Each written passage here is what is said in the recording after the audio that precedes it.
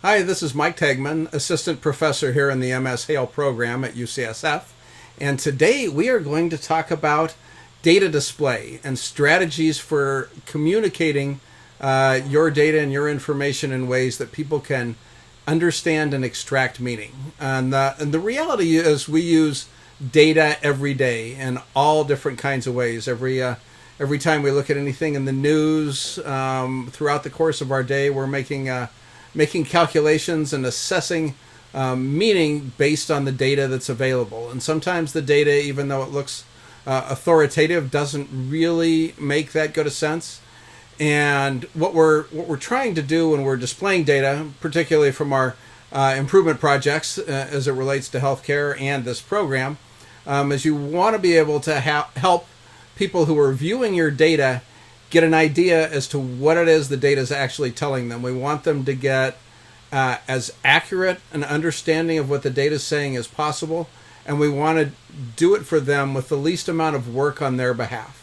So there's a little bit of art, a little bit of science to doing this kind of thing well, and everybody's kind of got their own bias that they come into things with. So if you're somebody who believes in buying lottery tickets, even though the probability of winning is really low, you think there's still a chance, and that's your assessment. That's one thing. This is another set of data that was displayed. The top line shows ice cream sales over the course of a year, and the bottom line shows shark attacks by year. And some people will look at this and go, wow, ice cream sales cause shark attacks, so if you want to prevent shark attacks, you've got to stop ice cream sales. This is an example of where correlation does not equal causation. This is an ad that Chevy Trucks put out years ago, and they were basically looking at, once you've bought a truck, what percentage of the trucks are still on the road 5 years after they were purchased. And if you look at this graph, it looks like Chevrolet is really dramatically better than their competitors. But when you correct the left-hand side percentage scale from 95 to 100% to 0 to 100%, you'll see that the difference between these four truck types is minuscule and meaningless. It is another way that data gets manipulated. Here's another example of something similar. It was contained in a newspaper article that talked about the massive increases in house prices this year. And it looks like, based on the two bars shown in this chart, that the house prices have really increased dramatically. But when you put it on a scale from 0 to the highest number, you'll see that the increase is minuscule at best. So there are hundreds of different ways to display your data, and lots of different charts and strategies and tools. It's helpful to kind of step back and say, what is it you're trying to accomplish with your particular data, and what part of the story are you trying to share with your viewers? And asking that questions, what is it you're trying to do? Are you trying to get them to see the right thing, get them to see that something's gone wrong? It depends, and I will share with you one of my favorite data display stories. This is Florence Nightingale, and those of you from the nursing background may recognize her as one of the founders of the profession of nursing. In addition to being a real innovator from that aspect of the healthcare profession, Florence Nightingale was also one of the first healthcare statisticians and improvement scientists, and she was working with the British government during the Crimea War, and was tracking the causes of soldier deaths during that conflict. And she put together this chart here. This is called a star chart, and it goes by month. So this little part here at the beginning is April of 1854, and then it's May, June, and each slice kind of goes around in order from that perspective. The ones that are in bright red in the little triangles in between, that represents soldiers that died from wounds they got in battle, whether they were stabbed with a sword or hit with cannon fire or something like that, something directly related to the conflict. The ones that are in more brown here died from other causes. They got run over by a wagon wheel, or they fell off a cliff for or something like this.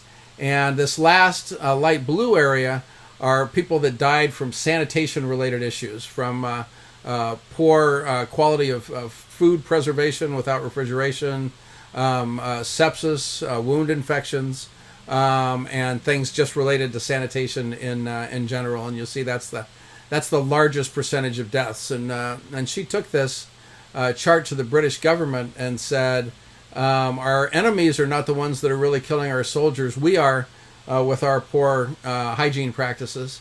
And she got the British government to invest millions of pounds in upgrading the quality of sanitation. And you can see on this chart is a continuation of that chart. So you end up with March of 1855, and then it's April of 1855. And you can see as the sanitation improved, the deaths caused by sanitation dramatically decreased, and it saved hundreds of thousands of British soldiers' lives during the course of this conflict. And a lot of people will tell you when it comes to data that they're rational, they're non-emotional, that they make their understanding of data from their head and their brain, not their heart and their emotions. And I don't believe that that's actually neurologically possible for folks. So let's just do a little quick review of your brain. This is your brain stem on a PowerPoint on a QuickTime video that you're viewing over a CLE. Some of you are old enough to remember what that joke is related to. But the brain stem is basically responsible for encouraging you to take a breath now and then, regulates your temperature, essentially differentiates you from a head of cabbage. The next part of the brain to evolve is the limbic system. Limbic system is the site of all your emotions. So love, joy, happiness, sadness, guilt, any of those kinds of things are carried in the limbic system. Next part of the brain to evolve is the neocortex. That's the outer edge of the brain. And from the perspective of data display and data analysis, the part of the neocortex that's most important for us to pay attention to is the prefrontal lobes of the neocortex. These are the parts of the brain that are right behind your forehead. This is also known as the executive center. It is the part of your brain that is involved in waking memory. Whatever you're thinking of right now as you're watching this video is happening on the prefrontal lobes of your neocortex. Within that executive center, it's also what exercises impulse control. So if somebody cuts you off in traffic and you're inspired to throw a can of soda at them or whatever it is, the prefrontal lobes of your neocortex will cause you to stop that behavior. It's also one of the first parts of your brain to be affected by the consumption of alcoholic beverages. It decreases that impulse control. And then within the brain, there's your thalamus, which essentially works like the hospital switchboard, if you will. For your brain, it takes in information from your optic nerve, your auditory nerve, proprioception, all your senses, and directs it to other areas of the brain for analysis and possible action. And right next to the thalamus are two little pieces of almond-shaped neurologic tissue called the amygdala. And the amygdala essentially works as your brain's lifeguard. It's sensory. It is basically on duty 24 hours a day, 7 days a week, 365 days a year, and it is constantly scanning the environment, asking 3 questions of every sight, sound, smell that it encounters. The first question it asks, is this something that I can mate with? And it may ask the question, is this something that I can eat? Or it'll ask the question, is this going to eat me? And if it gets a no answer to these questions, it really does nothing. But if it gets a yes answer, it activates a cascade of neurochemicals that inspire the feeling of an emotion of some kind. So if the answer to, is this something I can mate with, is yes, it tends to inspire love, joy, happiness, activates a parasympathetic nervous system response through your vagus nerve, maybe release a little oxytocin as a neurochemical there to have you feel good. On the other hand, if it gets a yes answer to the question, is it going to eat me? It's a threat. And that threat activates the old sympathetic nervous system, which is the fight, flight, freeze, or faint. Helps you protect yourself from particular stress or predators.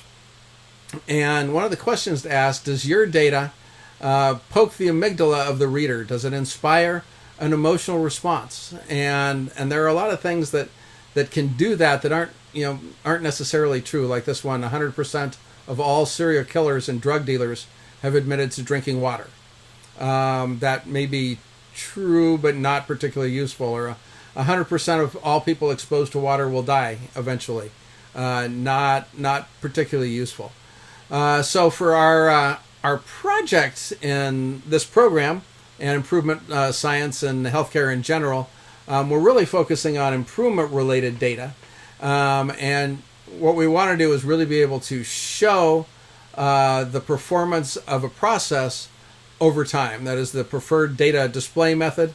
You've all been exposed to the model for improvement.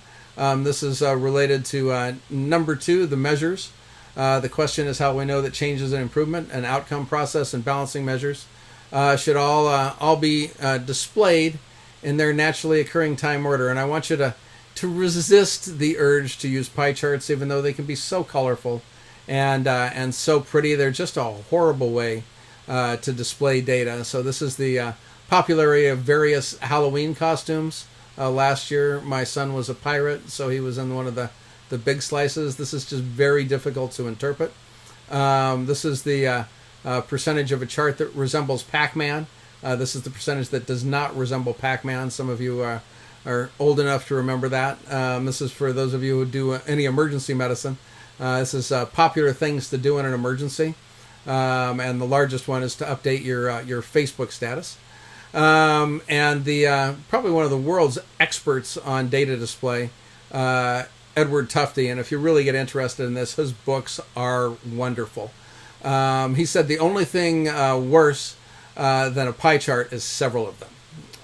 And the only pie chart that we'll accept as part of this program is one that shows how much pie you've eaten or how much you have not. So in this program and in improvement science in general, we want to display data in its naturally occurring time order and using run charts or control charts. I'm not going to teach you how to do those, but I want to show you a little bit about how to fine-tune them here, and you'll be able to do these pretty easily with your QI macros software add-on for Excel. So what this is related to is this is a customer satisfaction score data, and this is what, if you just plop it into QI macros, this will produce this chart for you. Looking at a percentage, although the scale doesn't quite show it as percentage. We don't know exactly where it's from, top box score, and the scale over here is 70% to 100%, which can be misleading. It looks like there's a lot more variation in here than there might be. So one of the first things I encourage you to think about when you're looking at percentage charts, and this is particularly true, one of the things you have to think about for all your charts is you never know who's going to see them. So you want to design them so that somebody who has no knowledge of your project will look at it and extract accurate data. So on the top box score percentage, this is 0 to 100%. So this reflects really good performance for this particular healthcare entity, which is not necessarily captured here. This is the same data.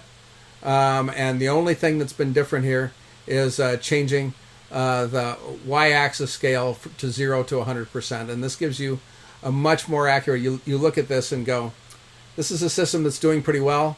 You look at this one and you may think of all different kinds of crazy things about it. The next thing you want to do is you want to make your labels more explicit. So the better you can fill in and the more details you can give on the labels for your charts, the better. So saying the percentage of customer satisfaction scores in the top box for Mercy Southwest Pediatric Oncology Department, year 2020, year to date, gives you a much better understanding information about what this data is reporting here. And you've also got the label for your vertical axis here. on the number and percentage of top box scores, so you know what that means, and it makes it much easier for a reader to interpret quickly. So that's essentially it for this section. My hope is to see run charts and control charts, and occasionally maybe a Pareto chart or maybe a histogram if you really need it in order to communicate something. But just know that if we see any par charts, you're probably not going to get the best possible reaction. Thank you for listening.